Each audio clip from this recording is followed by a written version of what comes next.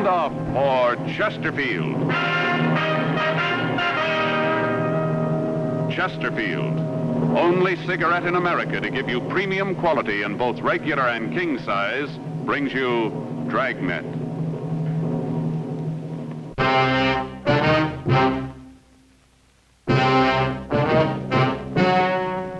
Ladies and gentlemen, the story you are about to see is true. The names have been changed to protect the innocent.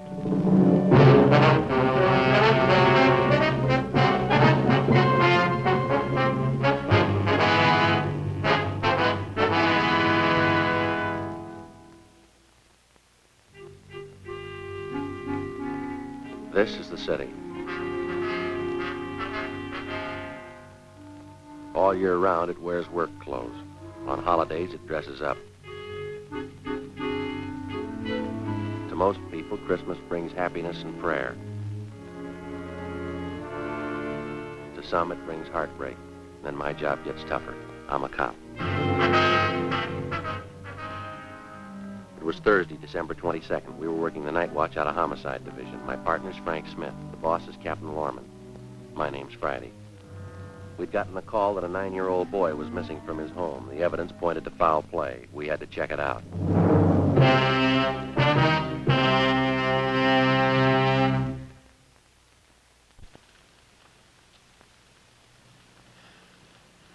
Thousands are changing to Chesterfields, regular and king size, because Chesterfield is the first and only cigarette to give you premium quality in both sizes. That means that Chesterfield king size contains tobaccos of better quality and higher price than any other king size cigarette. The same fine tobaccos as in regular Chesterfield. There is absolutely no difference, except that king size Chesterfield is larger. Contains so much more of the same tobaccos, it gives you more than a fifth longer smoke. Yes, more than a fifth longer smoke. Ask your dealer for Chesterfield, either way you like them. Premium quality Chesterfield, and much milder. I get it. Homicide, Friday. Oh, yeah, Doherty. Uh-huh, yeah. What's that number? Right, I got it. Yeah, 9-year-old, huh? Well, how long's he been gone? Right. Well, how do you figure homicide? Uh-huh. Oh, yeah. Yeah, right. Okay, sure, we'll get right on it. Right. Anything? Doherty, Unit 113J. He and Levinson are out on Hollis Avenue trying to track down a 9-year-old boy. What's the story? Well, the kid's missing, suspicion of foul play. How long's he been gone? About 2 hours. Kid was last seen playing in the backyard of his home. Yeah? Doherty says they checked over the yard. Find anything? Blood stains, lots of them. They look new. Tom Doherty from Highland Park Juvenile was waiting for us in front of the house. We went down the driveway and into the backyard. Doherty told us that the boy's mother told him that she'd gone out to do some Christmas shopping at 11 o'clock that morning. And when she returned home at 2 p.m., the boy was gone. His name was Stanley Johnstone, age 9 years. Ray Pinker started his preliminary investigation of the stains found on the patio.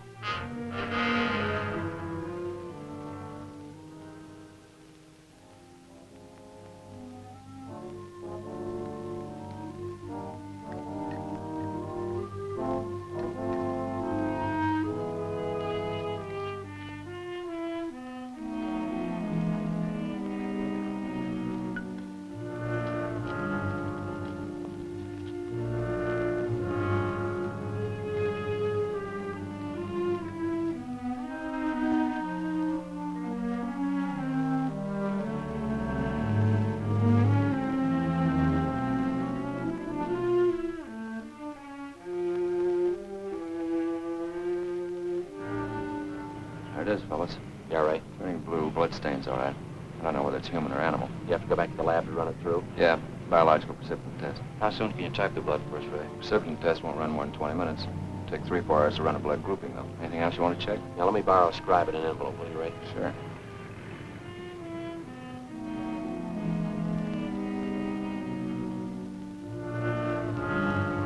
.22 caliber empty cartridge casing. I marked it for evidence. Doherty went on to tell us that he and his partner Levinson had talked with the neighbors. They could tell them nothing. He said they put out a missing broadcast on the boy and that the mother was at a loss to explain the boy's whereabouts. Blood stains, empty cartridge. Could mean 100 things. Any ideas, Freddie? Yeah, just one, and I don't like it. 4:30 p.m., Thursday, December 22nd. The neighborhood search for 9-year-old Stanley Johnstone continued. Ray Pinker went back to the crime lab to start the precipitant test and the blood grouping. Levinson and his partner Doherty from Highland Juvenile stood by. We called Captain Lorman, and he arranged for a special detail to aid in the search for the missing boy. Frank and I questioned the boy's mother, a Mrs. Ruth Johnstone, a woman in her early 40s. She seemed fairly calm under the circumstances. Mrs. Johnstone, is your boy Stanley in the habit of wandering off without telling you where he's going? No, he's not in the habit of wandering off, but he has done it before. When was the last time, Miss Johnstone? You don't have any children, do you, Sergeant Friday? No, ma'am, I'm not married. There comes that time in every young boy's life when he feels that it's time to leave home, go out on his own. Usually happens somewhere around 8 to 10. Yes, I think I know what you mean. I have a boy of my own. You know how it is. My husband and I scolded Stanley one afternoon after school, and he was quite put out about it. Thought George and I were unfair. Packed a few of his things and left. How long was he gone? Oh, no time at all, about 2 hours. I was worried about him, but my husband said to leave him alone, said every boy had to go through that stage. Well, and you think he's run away from home again this time, do you? Yes, I think so. He's been gone about 4 hours now. I have a funny feeling about it. Well, did you and his father have some misunderstanding with the boy recently? That's just it. We haven't. I don't mind telling you, now that we're talking about it. I'm getting worried. Any place around that he might like to visit, a hobby shop or a playground where he might be? Well, yes, there's Jensen's model shop, little Heidi Robinson, but I've already called all his friends, and they have no idea where he is either. I see. We'd like a list of all of his friends and the places that he was known to frequent. Yes, all right, I'll give them to you. Where do you suppose he is? Where's your husband now, Mrs. Johnstone? At work. George works for the city. He's a fireman. Where's he stationed? Engine Company 12. He's working the A platoon. He'll be home tomorrow morning. I haven't told him Stanley's gone. Well, is there any chance that the boy might be down at the firehouse with his father? No, he seldom goes down there anymore. No, I don't think he's there. I'm awfully worried. May I call my husband? Oh, sure. Go right ahead. Excuse me. I know George will be worried.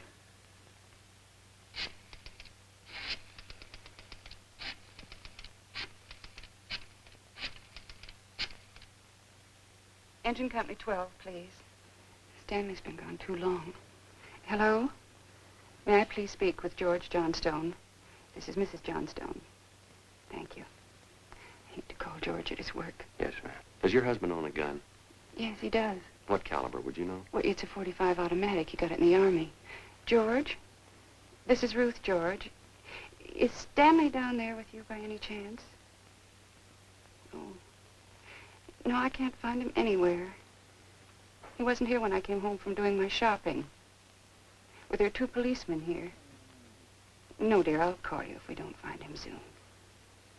All right, dear, yes, you too. Bye. I didn't think he'd be with George. That .45, is that the only gun in the house? Yes. Why are you asking about guns? Has anything happened you're not telling me about? No, ma'am, just routine checking. We'll have to take a look at that .45 if you don't mind. Well, maybe I should tell you, we do have another gun in the house, but it's all wrapped up. George bought it for Stanley's Christmas present. Wonder if we could see that, please. Well, yes. Do you have to unwrap it? I'm afraid so. Well, it's this way. It's in this closet. Think I can reach it? Can't hide it. Oh. Stanley must have found it. It's gone. Here's the gift card and the box the gun came in. It was a rifle. Wonder if I could see that box. Oh, of course. Thanks, sir.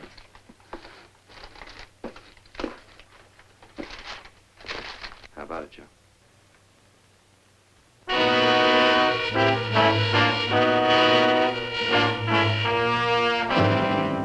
Thursday, December 22nd, 5:15 p.m. The search for the missing boy continued. We checked the list of Stanley Johnstone's friends. None of them or their parents had any idea of his whereabouts. We talked with Doherty again. He'd been in touch with the detail combing the neighborhood. They found nothing. We went down to Hollis Avenue and 10th Street, the service station on the corner. Want a dime, Joe? No, I don't.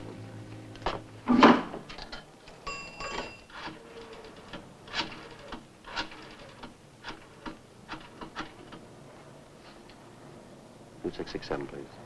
Thank you. Crime lab? Yeah, Ray? No, No, Ray Pinker. Hi, Ray. It's Friday. No sign of him yet. Did you finish the precipitant yet? I see. No, we don't know. Well, we didn't want to upset his mother any more than we had to. What? Oh, yeah. Yeah, we can do it that way. What? What? Oh.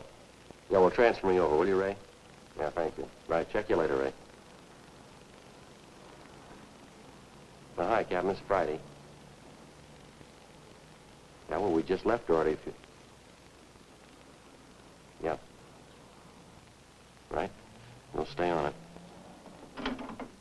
What'd Pinker have? It's human blood. He's working on the grouping now. He wanted to know the Johnstone boy's blood type. Something else. Yeah? There's another one missing. An 8-year-old boy.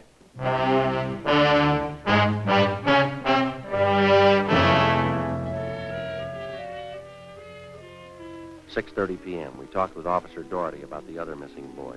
He told us that his name was Stephen Martin, 8 years old. His family had just moved into the neighborhood. It seemed that no one besides the Martin family knew that the boys played together. We got a description of the Martin boy and put out a missing broadcast. We called the Johnstone's family doctor. He told us that Stanley's blood type was type O. At 7 p.m., we talked with Mrs. John Martin. Stevie told me he was just going out to play. He said he'd be home by 6 for dinner. Yes, ma'am. He's always prompt, never overstays his playtime. It's after 7, isn't it?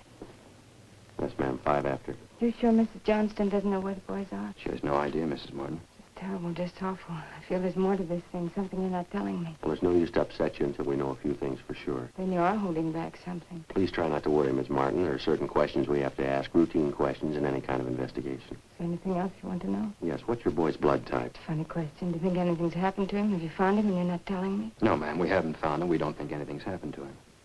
Blood type. Yes, ma'am. I think I have it written down in Stevie's baby book.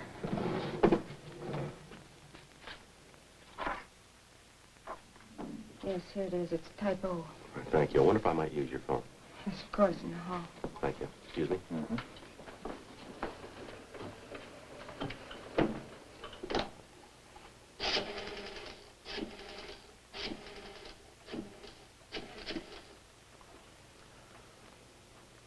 Two 667, please. Right. Hello, Ray. This is Friday. Just checking back. I got the blood type of the 2 missing boys for you. Yeah, type O. No, both boys, type O. Yep. Right. Frank, see you a minute. Right, Joe. Excuse me, Miss Martin. Pinker just finished the blood grouping. Bad? The stains, both type O.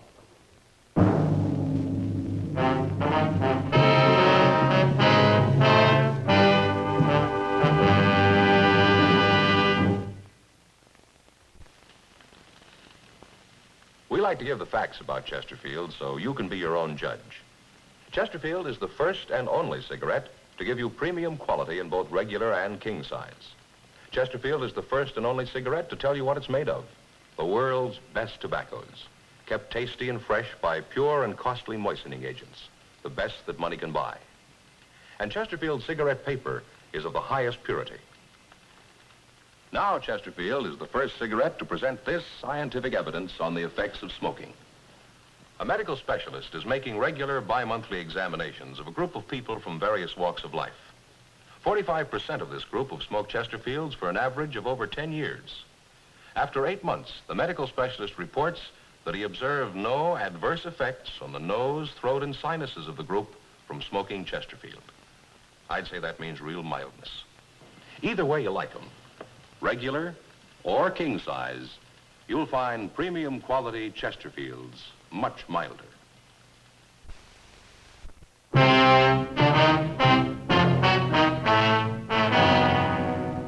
p.m., Thursday, December 22nd.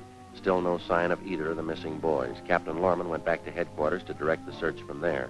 He dispatched another detail of 50 men to aid in the hunt for the missing youngsters. 8:30 p.m. We went up the block to see Mrs. Johnstone. Her husband had quit work early and returned home. We talked with him. He could tell us nothing more than we already knew. We still had not informed either of the families about the blood stains and the empty cartridge casing which had been discovered in the backyard of the Johnstone home.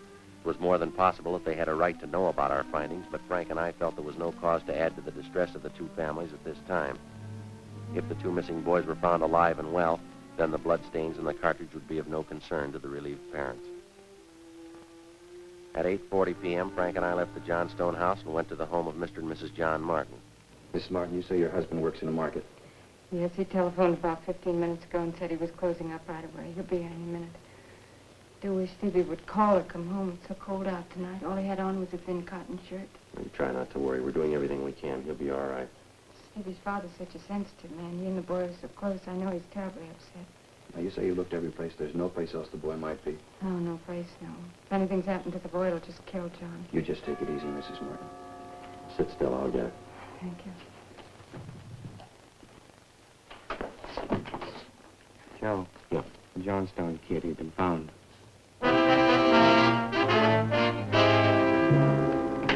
He's home, Sergeant. He's come home. Thank God he's all right. Well, where's he been? Did he tell you? No, he didn't. He's acting so strange. I've never seen him like How do this. you mean, Mrs. Johnstone? Well, he just came in the front door, said hello, Mom, sat down in a chair and stared at the floor. Won't talk to his father or me. Mind if we talk to him? Well, no, go ahead. I asked him about the little Martin boy, but he wouldn't tell me a thing. Where is he now? In the dining room.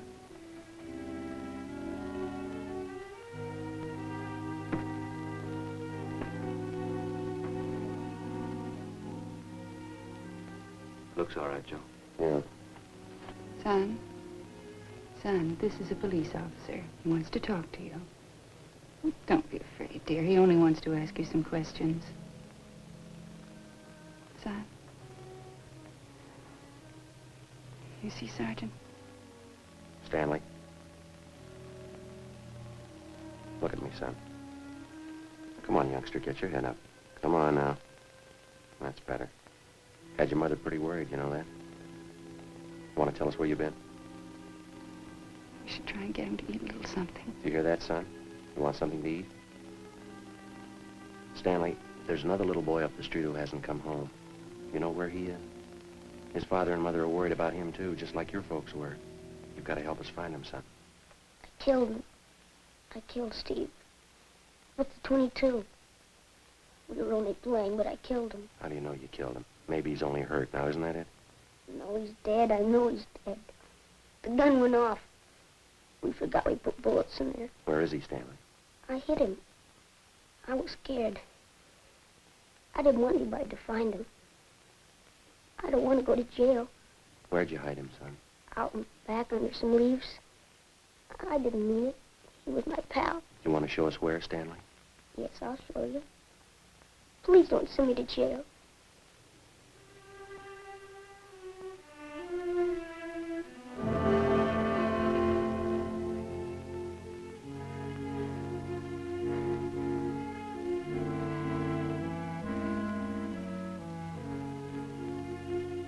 (9:15 p.m., Thursday, December 22nd.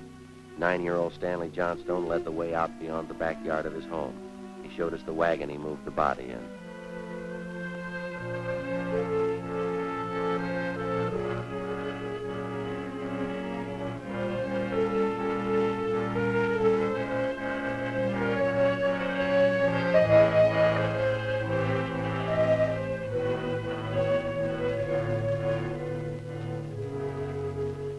Stanley led us to a small clump of trees in back of the house. There we found the body of Stephen Martin. There was a single bullet wound in his chest just below his heart. He was dead.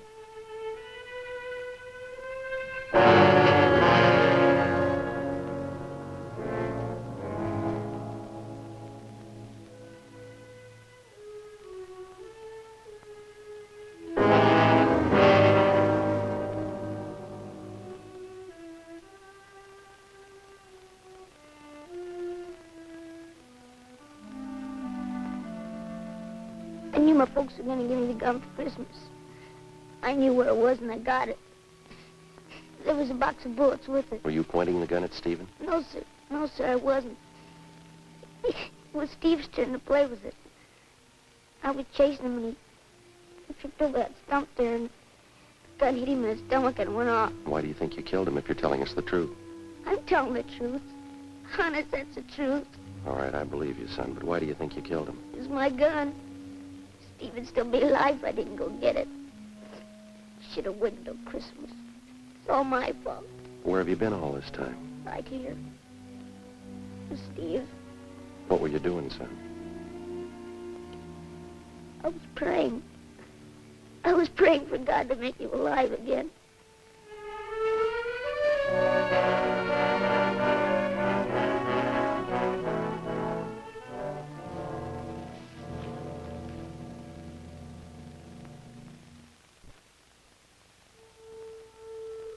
After a thorough investigation, Frank and I were convinced that the shooting of Stephen Martin was accidental. All evidence indicated that the Johnstone boy was telling the truth. We put in a call to the coroner's office and acquainted him with the facts. He designated a local mortuary to handle the body pending autopsy and granted us permission to remove the body to the Martin home. Mrs. Martin collapsed. The family doctor was called. Frank and I sat in the living room to wait for John Martin, the dead boy's father.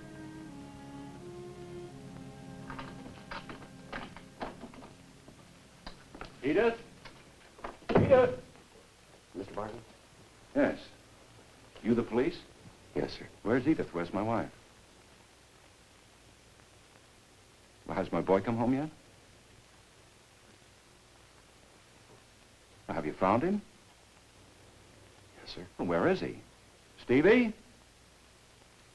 Stevie? Where's Steve?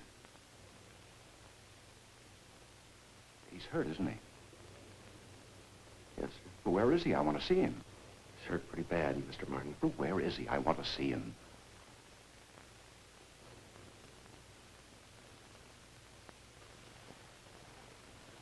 How bad? Pretty bad.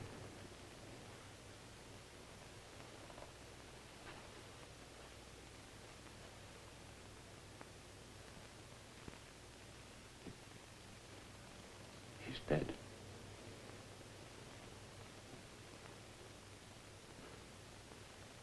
All right if I go in? Yes, sir. Will you go with me? Yes, sir, sure.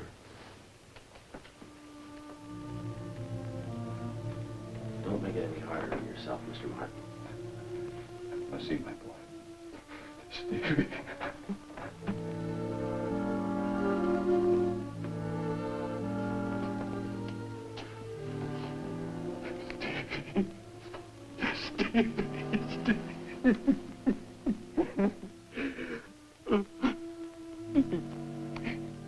Listen to me, son. We've got a lot of nice things for you for Christmas. Everything you wanted. I got you 3 new cars for the train. And the one with the searchlight on it. It really works, Stevie. It really works. And the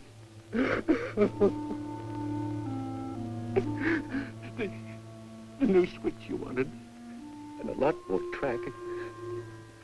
You know,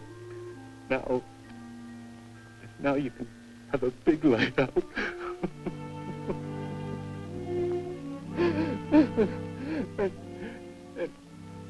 and you know that catcher's mitt you wanted? I got that for you too. And the cowboy outfit. Yes.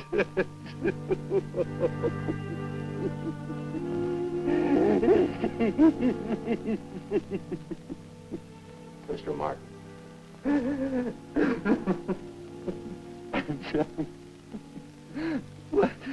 What happened? It was an accident, sir. He was playing with the Johnstone boy up the street. Playing with a gun. Went off. What was the name of that other boy? Stanley Johnstone. It was an accident, sir. Mr. Martin. I want to see that boy.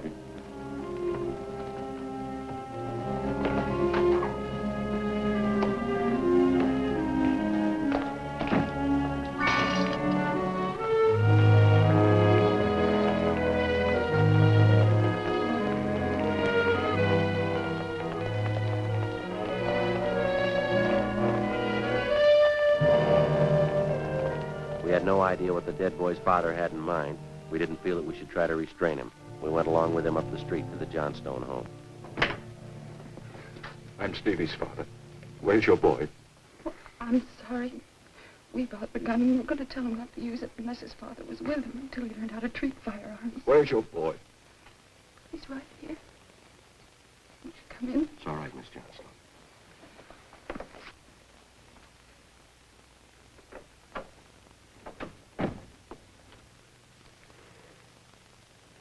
Are you the boy that was with Stevie? Yes, sir. What's your name? Stanley.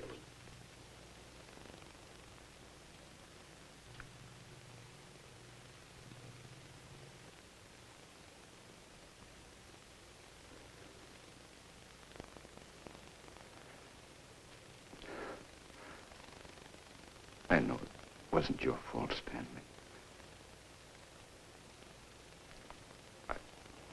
I wonder if you'd do something for me. Yes. I've got a lot of nice presents for Stevie. I know he'd like you to have them. I want to give them to you Christmas Eve. Mom, I think that'd be a fine idea, son.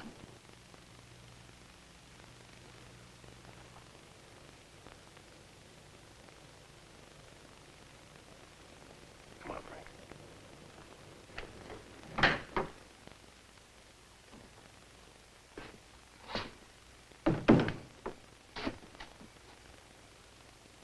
Well, what's it all prove, Joe? You don't give a kid a gun for Christmas.